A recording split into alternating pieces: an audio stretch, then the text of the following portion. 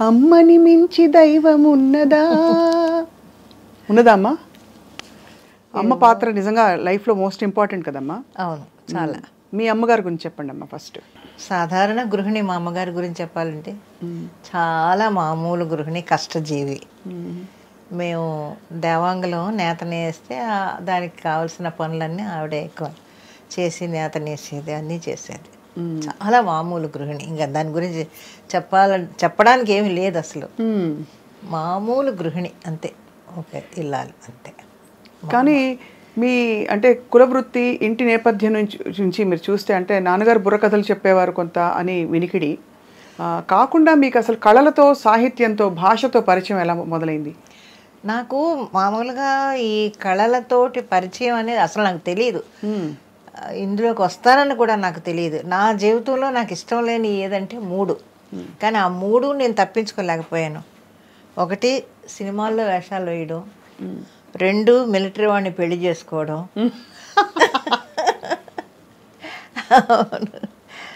ఇంకోటి ఏదో అది మర్చిపోయాను. అది ఈ 3 కూడా నేను తప్పించుకోలేకపోయాను. ఎందుకో తెలియదు. మొదటి నుంచి సినిమాల్లో యాక్ట్ చేయాలంటే, అంటే అప్పట్లో ఆంధ్రాలో మామూలుగా ఈ పల్లెటూళ్ళలో రకరకాలుగా మాట్లాడుతుంటారు కదా. సినిమా వాళ్ళు అంటే ఒక చిన్న చూపు. ఆ రోజుల నుంచే చీప్గా మాట్లాడడం ఎక్కువ అలవాటు మన వాళ్ళకి. దాంతో అవన్నీ చదువుకునే రోజుల నుంచి బుర్రలో ఎక్కి, చిచ్చి మనం సినిమాల్లోకి అంతా వెళ్ళకూడదు అని అనుకున్నాను అప్పుడే. అలాగే మిలిటరీ వాడి ఏదో బుక్ చదివాను నేను. బుక్స్ ఎక్కువ చదివేదాన్ని అప్పట్లోనూ. మా గురువుగారు గోరు మల్లికార్జునరావు గారు, ఆయన బుక్ షాప్ ఉంది, అక్కడ కూర్చొని చాలా పుస్తకాలు చదువుకునేదాన్ని. దాంట్లో ఏదో ఒక రష్యన్ నవల ఏదో చదివా. దాంట్లో మిలిటరీ వాళ్ళ గురించి చాలా చెడ్డగా ఉందన్నమాట. ఏమైనా సరే అసలు మిలిటరీ వాడు అంటే అంత అసహ్యం నాకు.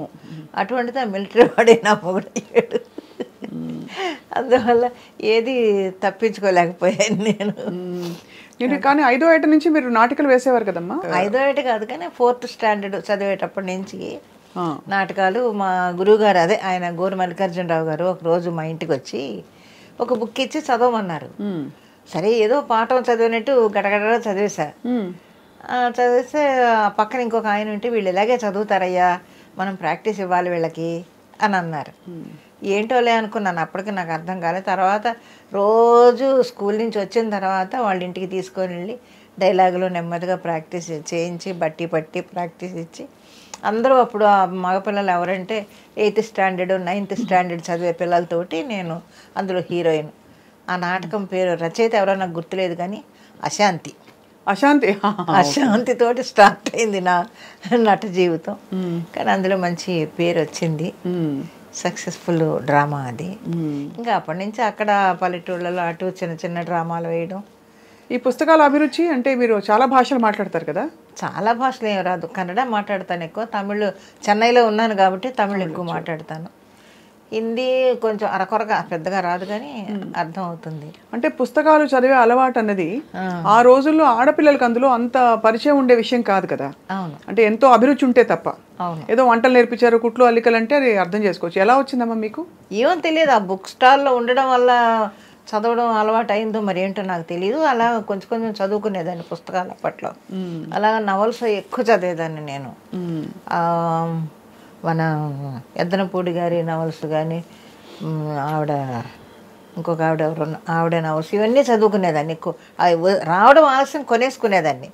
రెంట్కి తీసుకోవడం అన్నీ కాదు, కొని పెట్టుకునేదాన్ని ఇంట్లో. కొని పెట్టేసుకొని చదువుకునేదాన్ని బాగా. అక్కడే అలవాటైంది. మా గురుగారు బుక్ షాపులోనే నాకు పుస్తకాలు చదవడం బాగా అలవాటైంది. అక్కడే కూర్చొని చదివేదాన్ని ఎక్కువ పుస్తకాలు. మరి అయిష్టంగా సినిమాల్లోకి ఎలా వచ్చారు?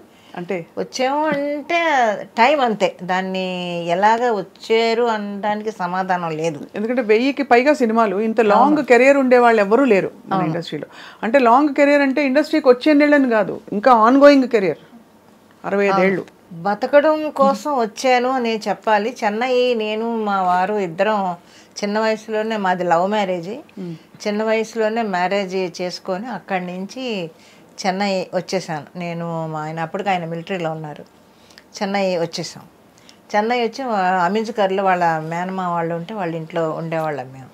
ఒకరోజు ఏదో బస్సులో వెళుతుంటే మీ ఇద్దరు ఏదో మాట్లాడుకుంటుంటే పక్కన ఒక ఆయన, మీరు తెలుగు వాళ్ళ అని అడిగారు. అవునండి తెలుగు వాళ్ళమే. ఆయన శర్మ గారని అసోసియేట్ డైరెక్టర్ అంట.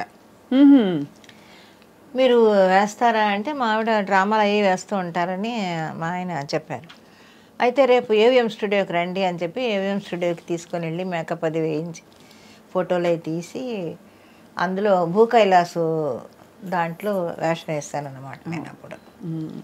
అది అలాగా బతకడం కోసం ఇది నేను ఒక జాబ్ లాగా తీసుకున్నాను తప్ప ఇందులో పైకి రావాలనో లేకపోతే ఏదో చేయాలనో మాత్రం నాకు కాదు.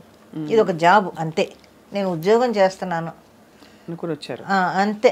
అదే నా కుటుంబాన్ని పోషించుకోవాలి, నాకు డబ్బులు కావాలి, ఎవరిని మా వాళ్ళ మీద ఆధారపడకూడదు. నేను కానీ మా ఆయన కానీ ఎవరో మీ ఇద్దరం ఉన్నాం, మాకు పిల్లలు, మా సంసారం అంతే.